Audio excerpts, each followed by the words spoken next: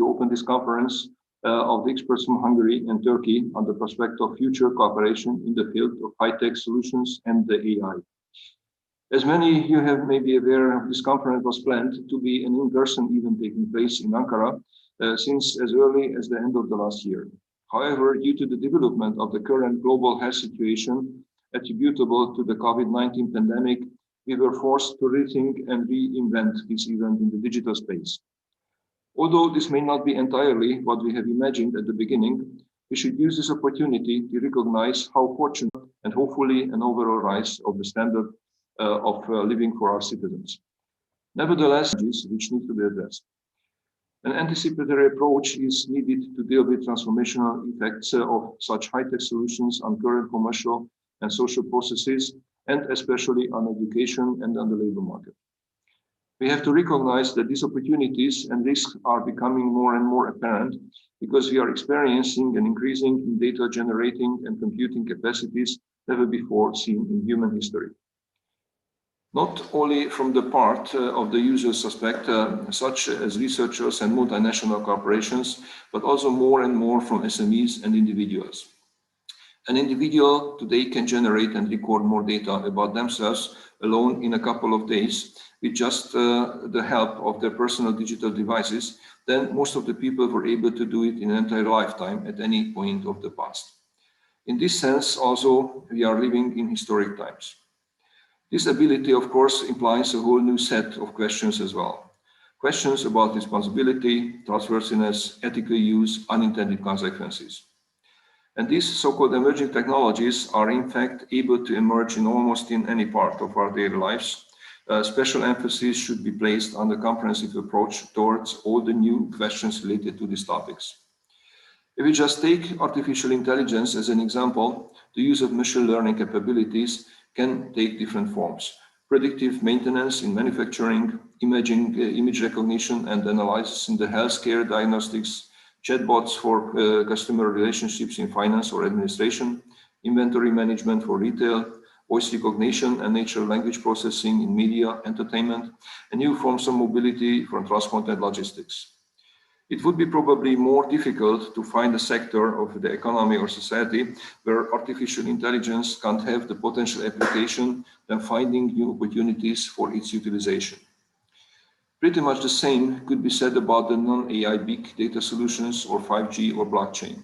There is no reason why 5G connectivity could not be applied anywhere where communication networks are already needed. Blockchain solutions could replace many traditional centralized methods of the bookkeeping of the future. This is why the Hungarian government has always been of the opinion that the handling of such issues should be done with the inclusion of the widest possible range of relevant stakeholders and by consulting with as many members of affected community as needed. Thus, we can provide ourselves a solid foundation for cooperation for the necessary measures to prepare for the possibilities and the challenges that lie ahead of us. It was exactly in this spirit that Hungary elaborated and adapted its national AI strategy this year. The text of this strategy was based in large part of the input received from the Hungarian AI Coalition, a group of stakeholders that today comprises delegates from more than 270 member organizations who wish to actively contribute to the development of the Hungarian artificial intelligence ecosystem. The AI strategy has also been formally announced in an event attended by the relevant stakeholders of the Hungarian AI ecosystem, thus further strengthening the message of wide-scale cooperation. They will just drive away in a few seconds. Hungary also operates a 5G coalition structure and goals similar to our AI coalition. Additionally, okay, now you can hear it better. Additionally, we maintain an interministerial consultative working group on blockchain technologies, which also aims to involve the representatives of private organizations. On the international stage, Hungary is a co-signatory of the EU's Declaration of Cooperation on Artificial Intelligence. Hungary is also a member of the European Blockchain Partnership. Hungary participates in the Euro HPC joint undertaking together, by the way, with Turkey. Hungary aims to proactively participate in the elaboration of international regulatory instruments concerning emerging technologies such as AI or blockchain technologies. It is my strong belief that the 2 days event has also been organized in the above-mentioned spirit of cooperation and comprehensiveness.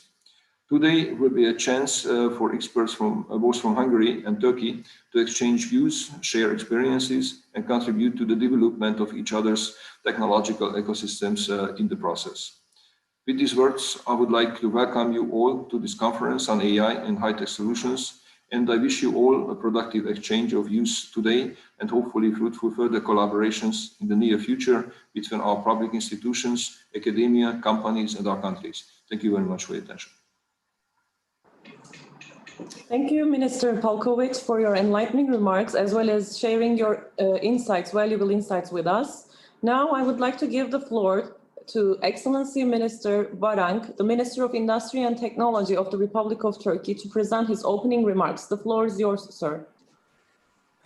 Honorable Minister, distinguished participants, it is a great pleasure for me to address you in this conference on artificial intelligence and high technology. I would like to take this opportunity to extend my warmest greetings to all of you. Minister Palkovic and I have been planning this conference since last November. As everybody knows, emerging technologies force us to be more proactive, innovative, and collaborative than before. Thanks to this kind of events, we will be able to develop new policy tools based on productive discussions. Therefore, I would like to thank all of our participants for their valuable contributions. I also would like to extend my gratitude to Excellency Palkovic for his support. I am pretty sure that this conference will play a vital role to carry our close collaboration to a new level. Distinguished guests, in my view, it is a cliché to talk about how important artificial intelligence is, how data is the new oil, or how AI will dictate our future, because they are the reality that we already live in right now.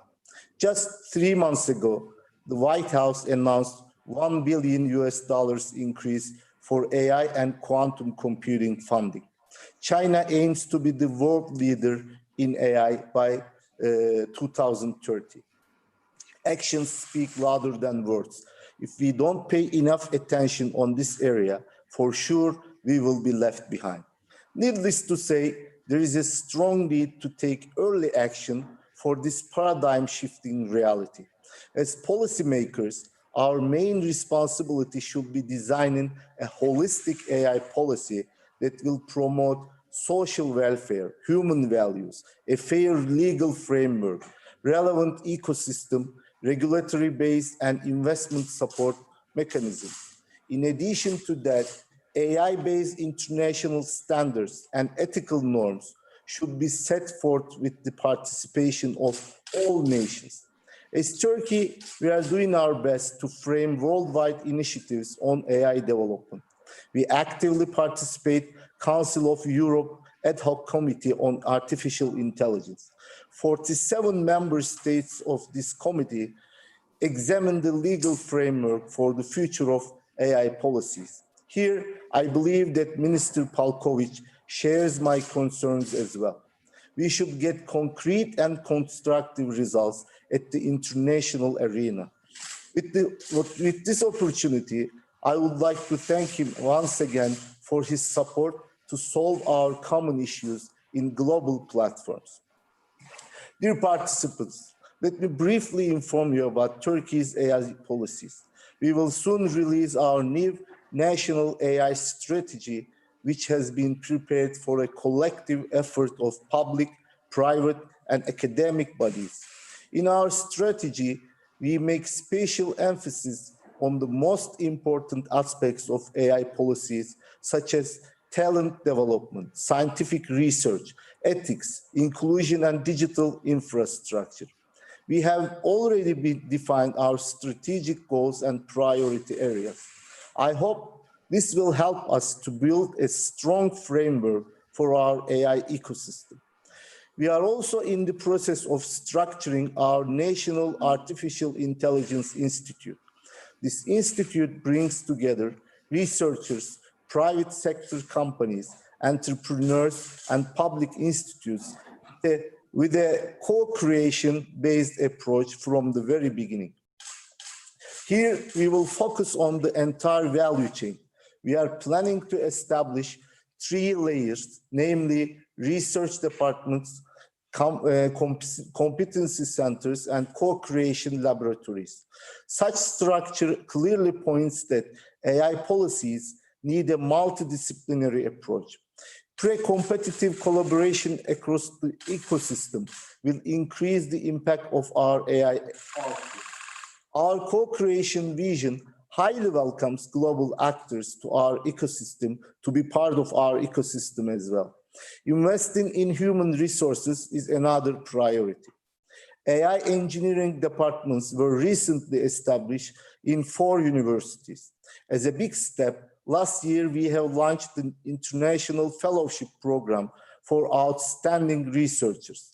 Thanks to this program, we have been providing scholarships in AI-related fields. Big data, natural language processing, image processing, autonomous driving, and voice recognition are only a few examples of them. In addition to those steps, we also support R&D and innovation-led research activities for digital technologies. Turkey ranks 16th in the world by the number of publications in the field of AI. TÜBİTAK, which is our national research institute, has funded nearly 2,000 AI projects within the last 10 years. These projects include deep learning, machine learning, decision support systems, e-commerce, and big data related ones. Last but not least, we also finance tech-based startups. We recently established new technology and innovation venture capital fund that will provide effective financing opportunities for startups and spin-offs. We are also working on developing real-life AI applications with our counterparts. Let me share a recent example here. Our digital transformation office is carrying out the Turkish Brain Project. This AI-based project supports the physicians by detecting anomalies successfully from brain MRI in a very short time. Likewise, we are hoping to spread this kind of solutions in many areas such as healthcare, finance, agriculture, and education to develop a human-centric view. Distinguished participants, Turkey and Hungary have similar approaches on AI policies. Both countries could work together to support the whole AI value chain from data generation to developing joint products. Our research institutions can launch joint project calls to encourage the development of AI technologies. We have also great cooperation potential at the EU level initiatives. Next multi-annual financial framework of EU brings new cooperation opportunities for us. Digital Europe will boost investments in 5 specific objectives that are supercomputing, artificial intelligence, cybersecurity, advanced digital skills, digital innovation hubs. Turkey is evaluating to join this program. Thus, both countries can set up new partnership and support co-applications in line with this new scheme. What I am trying to say is that we have a big opportunity in our hands. We can transfer know-hows, exchange human resources, and work together for the benefit of both nations. Dear Minister, distinguished guests, this conference will be the ground zero of exchanging ideas between us. We believe there is an enormous benefit in seeing things from different perspectives when it comes to AI. We hope to keep open communication channels and grow together as a result. If Minister Palkovic agrees with me, I would like to propose a new working group between our nations where we can discuss potential cooperation opportunities in the fields of AI and digital economy. Our doors will always be open for researchers and business people as well. Bearing these in mind, I would like to thank again everyone who has participated and tirelessly worked for this event. Thank you, Minister, again, and thank you, everybody. And I say, yes. Thank you very much, Your Excellency. Now we would like to go for a coffee break of 10 minutes, and we will be convening back at 11:10 with Turkish time and 10:10 with Hungarian time. Thank you very much, both ministers, for your enlightening speeches. Thank you. Have a good day.